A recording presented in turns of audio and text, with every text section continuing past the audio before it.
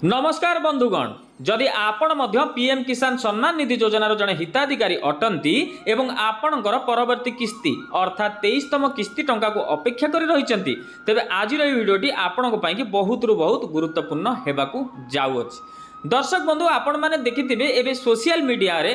एमिति अनेक खबर चालू अच्छी जो थे कि कहुच्छी पीएम किसान योजना रे चाषी मानक अकाउंट को 23तम किस्तीर टंका 2000 टंका आसवा आरंभ हो गला कि कौन एक निर्दिष्ट तारीख कहुच्छी किंतु बंधुगण प्रकृत सत्य कौन सत्य पैसा आसवा आरंभ है या आउ कौन रही आ भितर आमे आपण को आज भिडियो रे पूरा संपूर्ण सत्य जनईदेवु जहाद्वारा आपण कौन गुजबर शिकार हेबे ना से गोटे छोटिया अनुरोध भिडियोटी को प्रथम शेष जाए देखूँ कौन भाग को स्किप जमा भी करूँ ना। तो जो भाव में दर्शक बंधु आपण मैंने जानी आम देश राज्य कृषि संप्रदायर राज्य आ या भितर कृषक भाई मानक बहुत बहुत प्राधान्यता दि जाऊँच जो थे कि सरकार कृषक भाई मानकर आर्थिक समस्या को आखि आगे रखिकी आरंभ कले एक योजना प्रधानमंत्री किसान सम्मान निधि योजना जो थे वार्षिक 3टी किस्ती आकार में आपण को 2,000 टंका लेखाएं आर्थिक सहायता दि जाए किंतु या भितर भी बहुत गुड़ाए गुजब वर्तमान भी आमर चाषी भाई मानकर मनरे रही आसी। तो चलतु आज भिडियो आम तांकर समस्त करवा कौन सतरे किस्ती टंका मिल सारी जो 23तम किस्ती टंकाटी या केबे मिलिबो यार कौन रही सत्यासत्य। तो जो भाव में आम देखा जदि आम प्रथम आलोचना करवा गत किस्ती विषय में बंधुगण आप सभी जानी सरकार गत 22तम किस्ती को गत मार्च 13 तारिख में चाषी भाई मानकर खाता को स्थानांतरित कराई देथिले जो थे कि पीएम किसान जो योजनार नियम अच्छी सरकार प्रति 4 मासर थे चाषी भाई मान खाता को 2000 टंकार आर्थिक सहायता जोगाई था। जदि सही हिसाब देखा आम जदि आकलन करवा एबे जो नुआ जो समय साइकेलिंग होउची अर्थात एप्रिल मे जून मार्च पर एप्रिल मे जून एवं जुलाई मासर समय चालू यार अर्थ होउची आपणकर परवर्ती 2000 टंका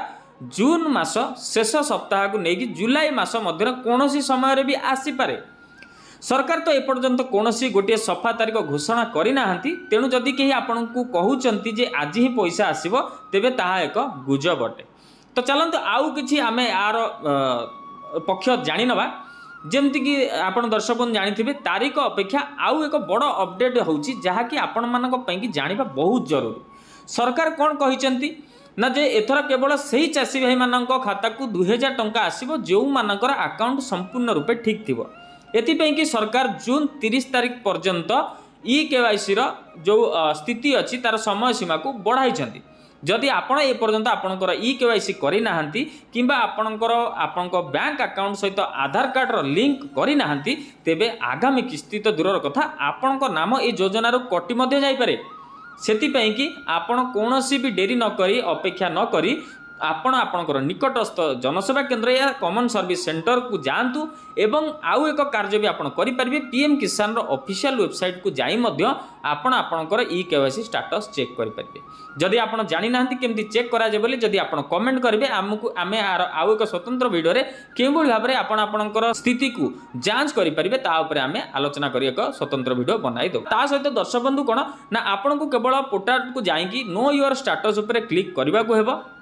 एवं निजर रजिस्ट्रेशन नंबर दे चेक करि परिबे कि आपणकर आधार सीडिंग एवं लैंड सीडिंग रो स्टेटस येस देखाउची कि नाही जदि सेटारे सब किछि ओके अछि ग्रीन सिग्नल आपन को देखा जाउची एवं ठीक अछि तेबे आपन को आउ कोनोसी प्रकार चिंता करिवार आवश्यकता नाही आपणक पैसा सठिक समय सीधा सड़क आपणकर बैंक अकाउंट को आसीजिवो जेमिति ही सरकार को तरफ कोनोसी पक्का किबा ऑफिशियल तारीख आसीबो मु आपन को सबुठु प्रथम वीडियो माध्यम रे अपडेट दे देबी। जदि आपन को ई सूचनाटी सत एवं भल लागि थाए तेबे दर्शक बंधु वीडियोटी गोटे लाइक निश्चय करिवे एवं आमर जेते कवि राज्यर चाषी भाई माने अछंती समस्तक पाखकु शेयर करबा को एमिति ही सठिक खबर पाई कि चैनल को सब्सक्राइब करबा को जम्मार भी भूलिबे नाही। देखा आगामी एक वीडियो रे। जय हिंद जय किसान।